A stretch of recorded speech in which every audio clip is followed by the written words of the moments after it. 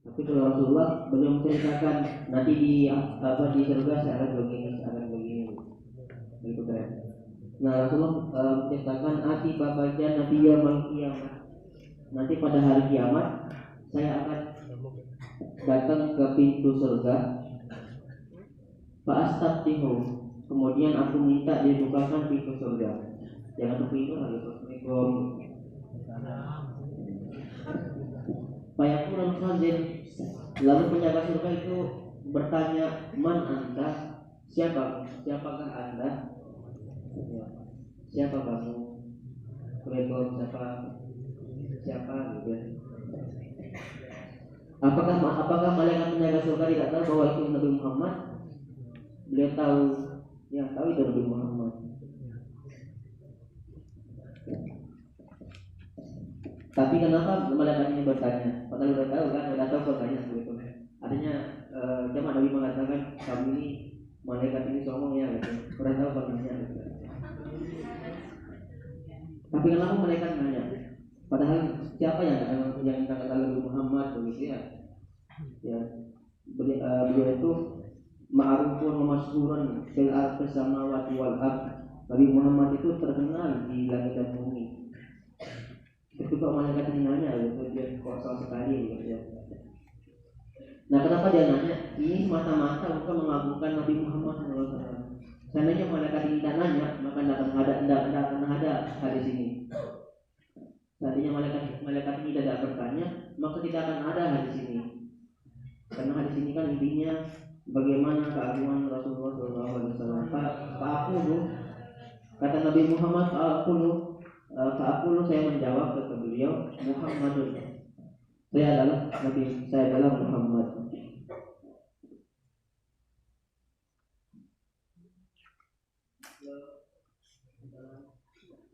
Muhammad menjawab, Muhammadun, saya adalah Muhammad.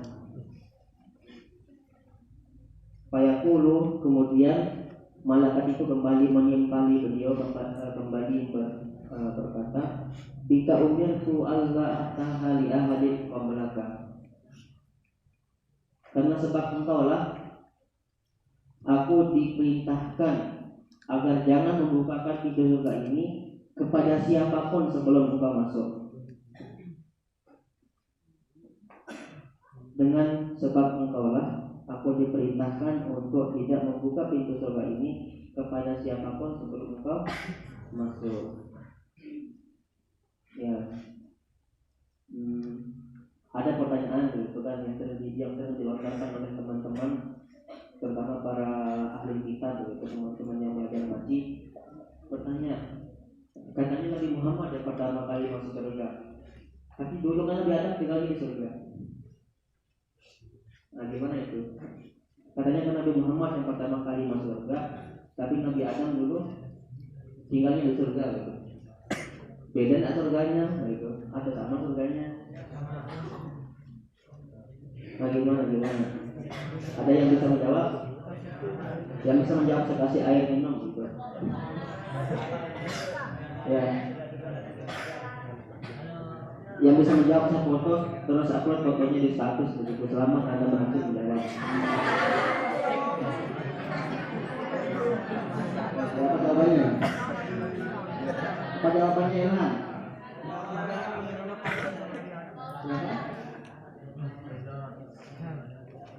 Nur Muhammad diciptakan dari lebih dulu daripada Nabi Adam. Tapi kan Nabi Muhammad belum di surga. Gimana silahkan ya.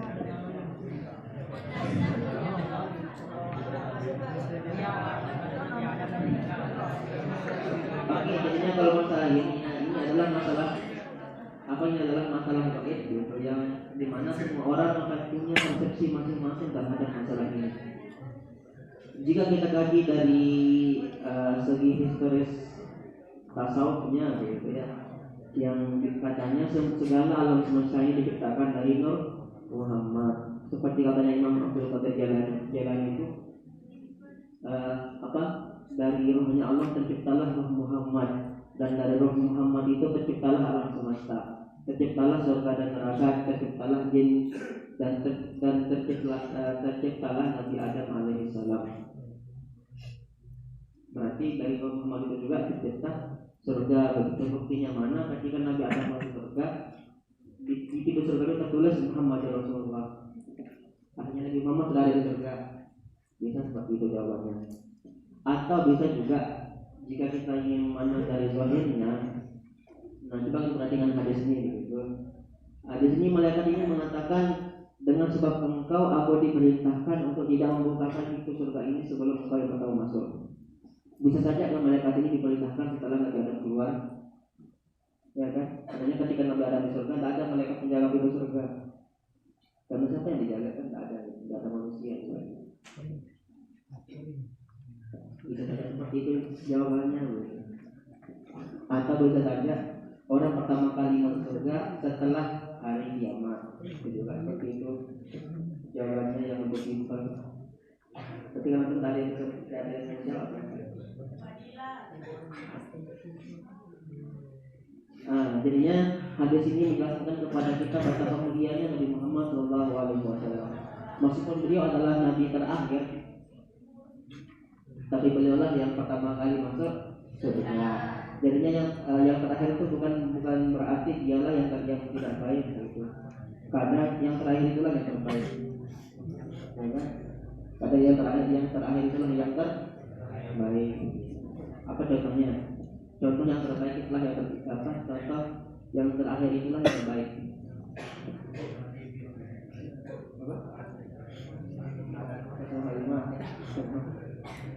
Mana contohnya yang terakhir yang terakhir lagi terbaik gitu ya.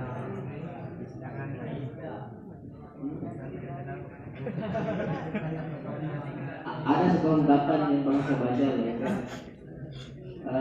Jangan bangga jika Anda menjadi cinta pertama, tapi banggalah jika Anda menjadi cinta terakhir.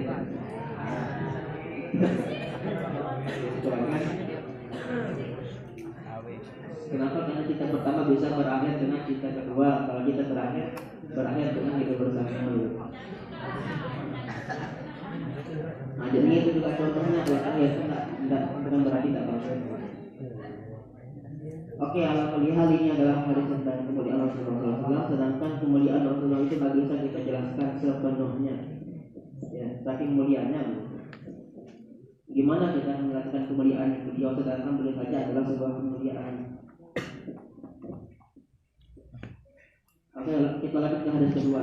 Hadis pertama ini saya tidak mau berkomentar terlalu banyak karena saya belum pandai untuk terlalu banyak mendeskripsikan tentang pribadi beliau. Yang kedua, hadis kedua ini diriwayatkan oleh jamaah rawahul jamaah, artinya diriwayatkan oleh para imam hadis. Apa bunyi hadisnya? I'til ma'ruf. I'til ma'ruf, berikanlah kebaikan. I'til ma'ruf, berbuat baiklah. I'til ma'ruf, berbuat apa namanya? Datangnya al-ma'ruf, kebaikan. Datangilah kebaikan, artinya berbuat baiklah. Wajatani bin munkar, dan jauhilah perbuatan yang munkar, perbuatan yang terlarang.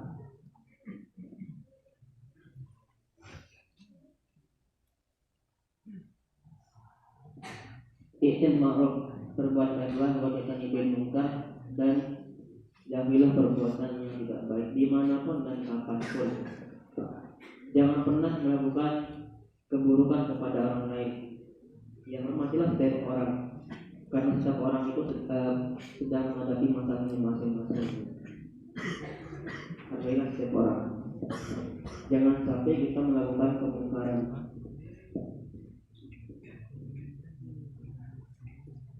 Wa kurma yu'jibu udunaka ayyakuna lakal qaumu idza kunta min indihim fa'tihi. Dan wa kurma yu'jibu udunaka ayyakuna lakal qaumu. Pikirkan kira-kira apa yang ingin kamu dengar dari suatu kaum apabila kamu berada di tengah-tengah mereka. Apa apa kira-kira yang ingin kita dengar, yang apa kira-kira yang kita inginkan, yang kaum itu katakan kepada kita ketika kita berada di tengah-tengah mereka. Fatihi, maka lakukanlah itu. Misalnya kalau kita senang dikatakan baik oleh orang lain, maka berbuat baiklah. Jika kita senang diperlakukan dengan baik oleh orang, maka perlakukanlah orang lain dengan baik. Jika kita ingin diperhatikan oleh orang lain, maka perhatikanlah orang lain.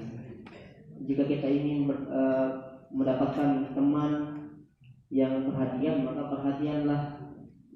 Jika kita ingin disayang, maka sayangilah orang lain. Manzurul ladzi taqra'u ayyaqula lakal qawmu idza kunta min indihim fajtanibuhu. Dan perhatikan apa yang sekiranya tidak ingin kamu dengar oleh orang lain mengatakannya kepadamu. Apabila kamu berada di tengah-tengah suatu kaum, maka jauhilah itu. Kalau tidak suka kalau tidak suka dihina, jangan suka hina orang lain. Jika tidak suka dijelek-jelekkan, jangan suka menjelek-jelekkan orang lain. Jika tidak suka dikerenkan oleh orang lain, jangan juga keren gitu ya. Ya, kenapa? Karena jahem itu adalah satu ungkapan yang mengandung berjuta-juta makna. Ya. Bahasa yang paling dalam adalah diam. Diam itu bahasa yang paling dalam. Tapi bahasa yang paling rumit adalah kata-kata terserah dari mulut manusia. Ya kan? Itu adalah bahasa yang paling sulit diterjemahkan itu. Kata-kata terserah dari mana itu. Misalnya banyak kan lagi rapat. Ayo mana dosa gimana kira-kira terserah. Ya terserah gitu. Itu sulit gitu diartikan apa maksud itu. Terserah katanya. Ntar kita bawakan ini, kalau ini komentar ya. Tadi katanya terserah gitu. Kamu tidak peka dan terus gitu. Ya. Serba salah gitu ya. Bukan semuanya. Tapi hasil penelitian begitu. Ya, itu hasil penelitian yang konservatif. Ya, dan saya menggunakan data yang empiris. Ya, berdasarkan data yang empiris dan penelitian yang konservatif, bahwa bahasa yang paling sulit diterjemahkan adalah kata-kata terserah dari perempuan. Apa namanya empiris? Nggak tahu ya. Kapan? Kita belum tahu. Nah, tapi hal di hadis yang kedua ini, hal yang ingin ditekankan oleh Rasulullah adalah unsur sosial, ya, unsur kepekaan sosial pada diri manusia. Jadinya agama itu ada untuk membentuk kita menjadi masyarakat yang madani. Tahu nggak masyarakat madani? Yang mana namanya masyarakat madani? Itu kan isi dari kurikulum 2013 kan, membentuk masyarakat yang madani. Madani adalah masyarakat yang punya pengetahuan, yang memiliki pengetahuan dan taat kepada norma-norma yang berlaku. Itu namanya madani. Jadinya agama itu tujuannya adalah untuk membentuk masyarakat yang madani, yang bagaimana membentuk masyarakat yang soleh. Ya, kalau bahasa agama itu soleh. Soleh ini pun dibagi dua. Ya, pertama soleh secara ibadah. Soleh secara ibadah, misalnya rajin sholat, rajin puasa, zakat, begitu, menjauhi dosa-dosa, seterusnya. Itu namanya soleh secara ibadah. Tidak, ini gampang ya, soleh ibadah ini gampang. Caranya gampang, apalagi yang selama itu gampang untuk menjadi orang yang soleh secara ibadah. Ya kan, tahajudnya dibangunkan, atau sholat tahajud, soleh, jadi itu ada soleh gitu. Jadinya semuanya nak soleh secara ibadah. Ya kan? Kenapa? Karena antum rajin sholat, pagi-pagi sholat tahajud, terus sholat wajibnya berjamaah, udah sholat sunat, itu orang soleh dengan itu. Rajin baca Quran itu orang soleh, tapi secara ibadah. Yang kedua ini yang sulit, soleh secara sosial. Ini yang sulit, soleh secara sosial. Ini yang sulit ya. Kita seringkali menyakiti orang lain meskipun tidak kita sengaja. Artinya kita tidak sengaja saja bisa orang tersinggung, apalagi sengaja. Itulah sebenarnya salah secara sosial ini sangat sulit. Selain itu, salah secara sosial juga membutuhkan waktu yang lama untuk terbentuk dalam diri seseorang. Tidak cukup hanya dengan kita baca kitab, tidak cukup kita hanya dengan mengaji, tidak cukup. Tapi harus benar-benar terimplikasi dalam kehidupan kita sehari-hari. Kita harus bisa benar-benar mengaplikasikannya dalam diri kita. Itu baru orang jadi soleh sosial, soleh secara sosial.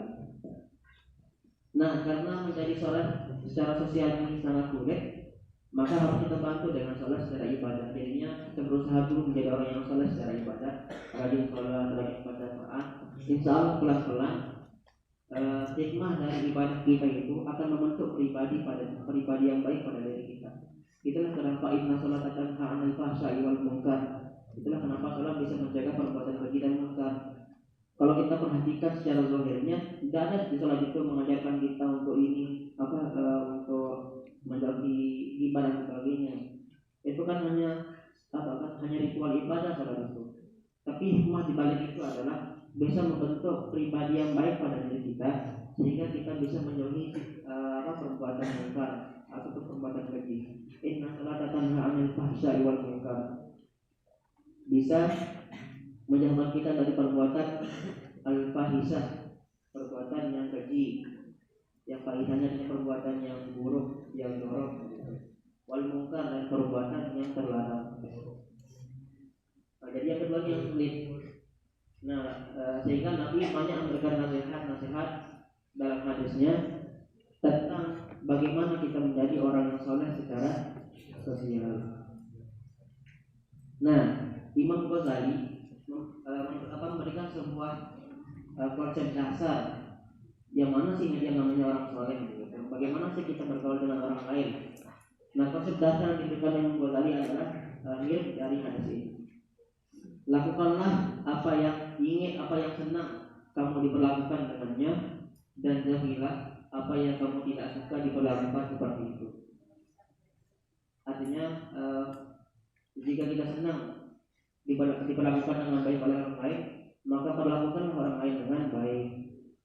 Jika kita senang dicintai oleh orang lain, maka cintailah orang lain dengan baik. Sama lah maknanya dengan hadis ini. Ya. Sekarang mungkin antum belum merasakan betapa pentingnya sholat seperti ini, karena antum masih berada di lingkungan yang sempit. Antum kan masih cuma di maskan, masjid, maskan, musola, madrasah, hammam. Ya janganlah itu hammamnya itu kan sesuatu yang Anda. Secara berbesar kan antum kan berada di 3M kan, maskan, musola, madrasah. Semua itu sakit sama maksud ya maksud begitu ya, maksud atau matbah ya. Jadinya lingkungan itu masih sedikit, dan juga teman bergaul juga masih sedikit, ya kan? Perasaan teman-teman saja bergaul, kita ada orang lain, hanya 520 orang saat dari di sini yang teman kalian bergaul, gitu. Bukan orang banyak. Tapi nanti ketika sudah di luar, itu akan berbeda lagi lingkungan yang kalian temukan. Dimulai dari nanti misalnya ketika keluar dari sini, beda lagi lingkungannya yang kalian temukan. Mungkin nanti kalian berada di lingkungan akademik kampus misalnya, atau mungkin ada yang di sini yang di lingkungan santri, beda juga lingkungan yang akan ditemukan. Karena kita akan menemukan lingkungan yang tidak pernah kita duga sebelumnya, maka penting dari sekarang kita tanamkan kita bentuk karakter kita sendiri dari sekarang. Antum sekarang berada pada masa-masa peralihan ke usia dewasa. Anda kan rata-rata 12 tahun kan? Sudah sekanten gitu ya. Ya rata-rata kan sekarang umurnya sudah 17 tahun. Ya kan? Nah, sebentar lagi masuk 18 tahun. Nah ini adalah usia yang sangat penting untuk kita membentuk karakter kita. Itulah yang disebut dengan mencari jati diri. Jadinya jati diri itu tidak kita cari, tidak ada jati diri di mana-mana. Jati diri itu ada pada diri kita sendiri. Dengan cara kita bentuk pada diri kita sendiri. Bentuklah jati diri itu dari sekarang. Jati diri yang bagaimana yang kalian inginkan gitu. Misalnya saya ingin punya jati diri seorang santri, maka dapatkanlah jiwa santri dari sekarang. Misalnya untuk ingin punya jati diri anak bebas, bebas kalian. Artinya sekarang inilah masa-masa kita membentuk jati diri kita. Nah namun jati diri kita itu terbentuk tidak hanya dengan ikhtiar kita sendiri, namun juga sangat dipengaruhi oleh lingkungan tempat kita tumbuh, tempat kita tinggal. Jika antum tinggal di lingkungan yang baik, maka akan tumbuhlah jati diri yang baik, pribadi yang baik, karakter yang baik. Tapi meskipun lingkungannya baik, tapi kalau teman-temannya bergaul juga tidak baik, maka tidak baik nanti karakter antum. Ya tidak baik. Karena teman itu sangat cepat mempengaruhi karakter kita.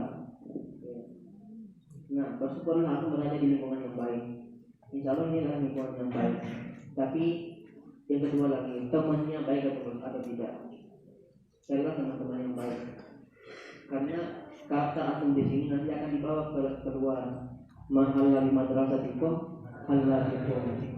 Bagaimana karakter yang antum bentuk selama di sekolah, selama di madrasah, selama di agama, itulah karakter antum nanti di luar ketika sudah tamat. Jika di sini karakternya adalah karakter yang suka melawan, nanti di luar juga menjadi orang yang suka melawan. Nanti ketika demo jadi mahasiswa dia yang aktif demo mahasiswa, demo turunkan pemerintah, turunkan Jokowi, turunkan BBM, apa juga turunkan mahar dan seterusnya gitu. Ya.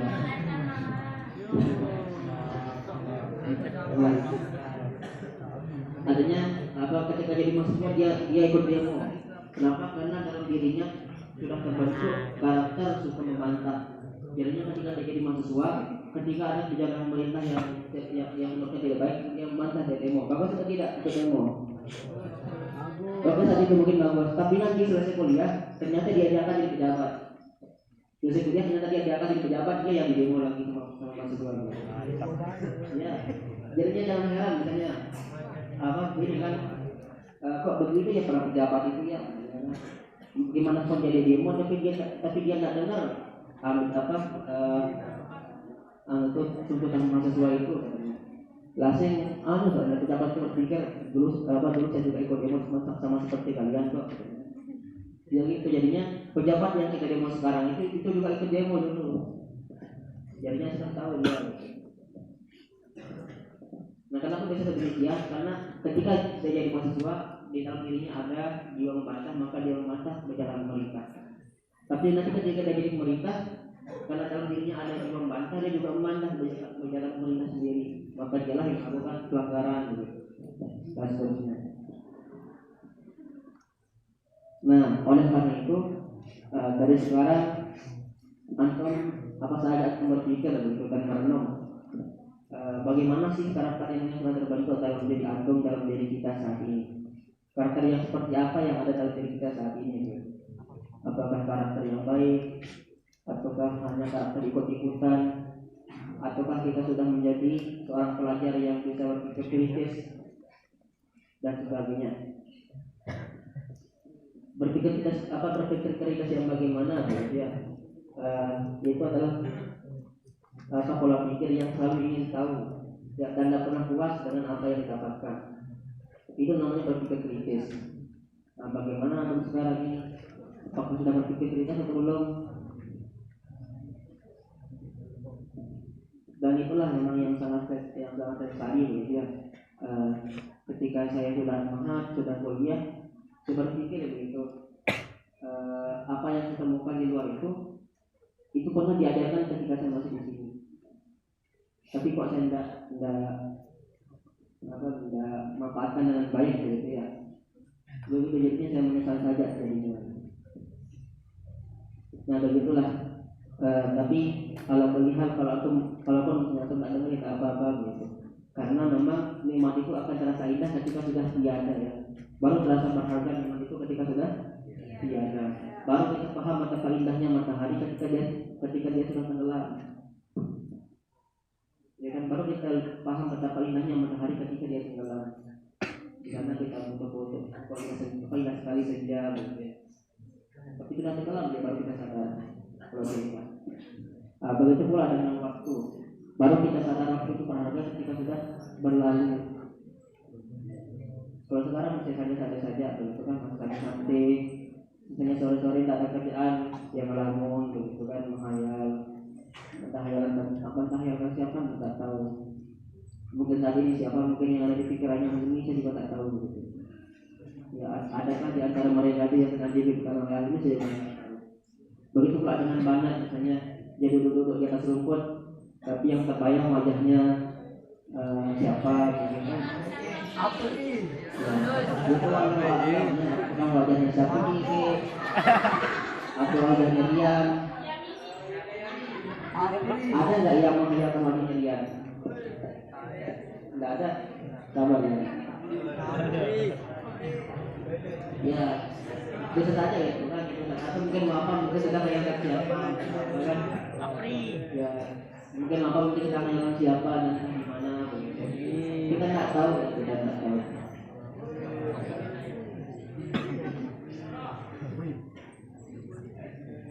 Nah, yang jelas ya, tapi yang jelas dari sekarang dipikirkan sebenarnya ini saya sudah masuk ke main-main sudah saja masuk ke main-main, tapi saya tidak pernah berbohong ya.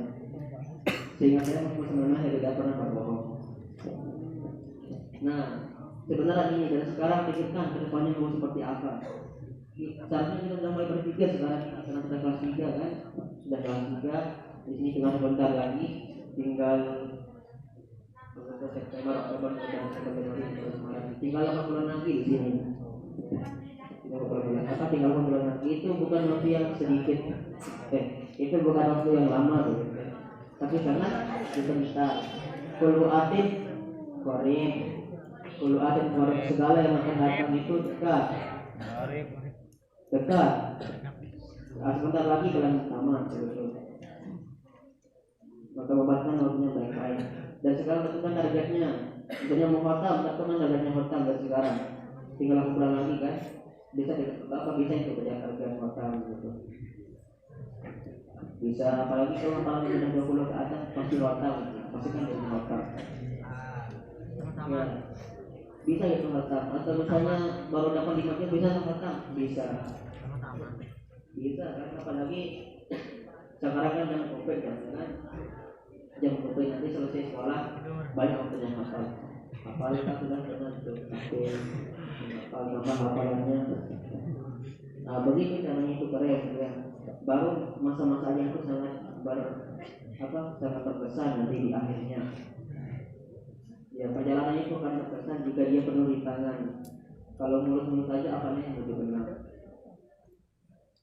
Jika di sini mulus-mulus doang, bangun tidur terus orang lagi ikut dulu, terus orang sekolah ikut dulu di bangku, harus ada ikutan begitu. Makanya makan ikut yang menteri makan, kayak tahanan penjara gitu ya.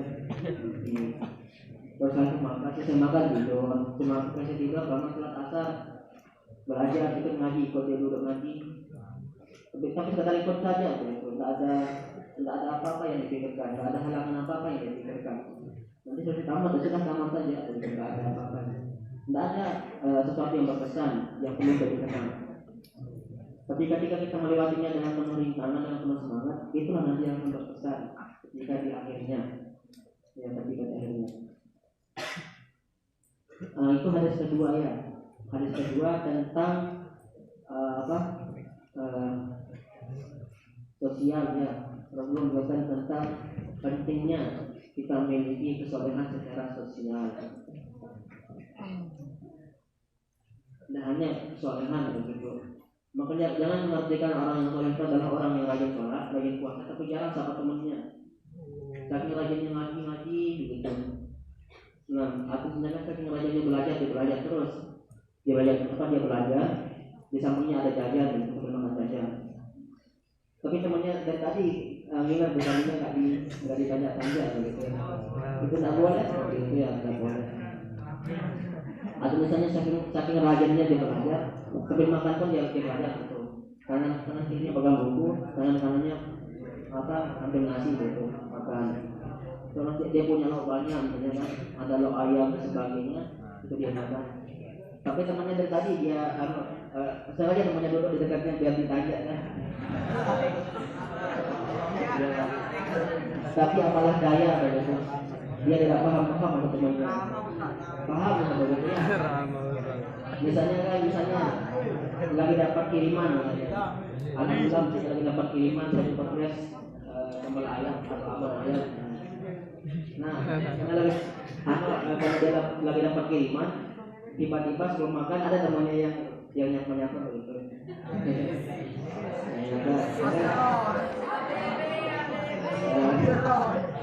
Ya biasa lah. Dia di dekat-dekatin temannya gitu. Di mana makan sekarang?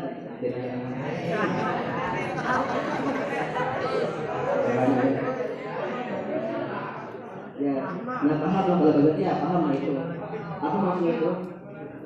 Apa maksudnya? Ketika teman nanya di mana makan sekarang, maksudnya adalah boleh nggak sih gitu nanya. Maka katakanlah ayo kita sama-sama. Gitu caranya. Jangan menanyakan di mana makan sekarang, sama makan di kamar. Jangan paham. Ya, paham. Nah itu juga diantara contoh kesolehan secara sosial ya. Salah secara sosial bisa mengerti orang lain, bisa mengerti bahasa isyarat, bisa membaca keadaan. Misalnya temannya misalnya dia duduk terus menonton temannya lagi beli pentol. Nah, itu cirinya dia lagi tidak punya uang. Terakhir. Ya kan? Kenapa kita seperti itu? Karena suatu saat pasti juga kita akan merasakan hal yang dirasakan. Suatu saat kita juga pasti akan merasakan rasanya tidak punya uang. Nah, ketika kita sudah berbuat baik kepada orang lain, nanti insya Allah ada saja jalan Allah membantu kita. Ya, jangan ternyata mentang-mentang lagi ada uang, dia berpaling muka dari temannya. Nah, besok ketika tidak ada uang, rasakan gitu ya. Tidak ada yang mengajak kita. Nah, gitu caranya. Bahkan kalau mau aman dari segi keuangan, kalau kita itu, saya kan punya misalnya teman-teman 5 orang, ya. Nah, setiap hari pasti ada di antara 5 yang punya uang setiap hari. Jadi caranya saling traktir gitu. Ya, dengan begitu maka jajan kita tidak akan pernah putus. Ya, jajan kita tidak akan pernah putus. Contoh misalkan yang bagian sini nih, Akbar, Mama, Egi, sorry. Bukan terlupa tapi saya ingat ya, contohnya terlupa. Kahrian, Yozol sama Romli ya. Ini Romli ini Bali ya.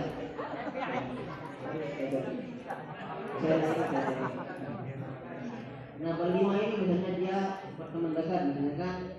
Nah, malam ini hanya Akbar yang terakhir dia. Besoknya Ammar yang terakhir di tempat gitu kan. Besoknya lagi Kahrian. Lalu besoknya Wahyu, besoknya lagi Pagi. Nah, sementara dia datang gilirannya pagi pasti udah dapat kiriman lagi di Akbar ini. Nah, jadinya dapat terus dia ketika giliran pagi yang terakhir Akbar ini sudah tiap hari dia sudah dapat kiriman uang lagi gitu. Nah, pas dia yang terakhir Ahmad juga dapat kiriman lagi. Jadinya dapat terus belanjanya gitu. Nah, itu di antara triknya biar bisa belanja tetap ya. Nah, bisa dipastikan itu beneran ya. Itu beneran manjur begitu. Kita saya buktikan sendiri. Oke, mungkin itu saja yang